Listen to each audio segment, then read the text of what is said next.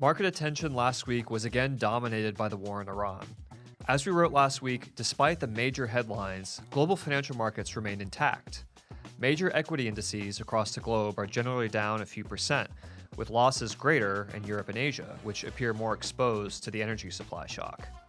Higher oil prices have pushed up inflation expectations, and also bond yields, particularly at the short end of the curve, signaling that markets now see interest rate cuts as a little less likely. Uncertainty is extremely elevated, and it's at times like these that we remind clients of one of our core investment views, which is that a well-balanced portfolio can weather even significant geopolitical events. And we think the long-term investor is better served by staying the course rather than attempting to time markets, especially during periods of heightened uncertainty. This week, markets will continue to monitor the situation in the Middle East, with particular attention paid to the energy markets, which are likely the transmission line between this conflict and global economies and financial markets. The longer that oil, gas, and other commodities are unable to transit the Persian Gulf, the more exposed prices are to further pressures. As we've emphasized, although this conflict is dominating headlines, financial markets will move on countless other factors, and one of those is Federal Reserve policy. On Wednesday, the Fed will give its policy decision for March, which markets pretty much universally expect to be another hold. Market attention will be paid to policymakers' quarterly summary of economic projections, which show a rough base case for the economic and monetary policy outlook from here. We'll also see a little more information on inflation this week.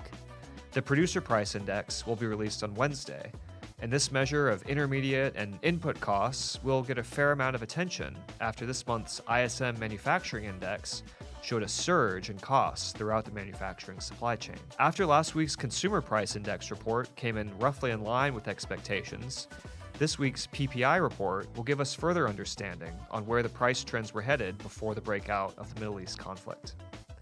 So, things to watch this week: ongoing conflict in the Middle East and the effect on energy prices, the Fed's policy meeting, and producer prices.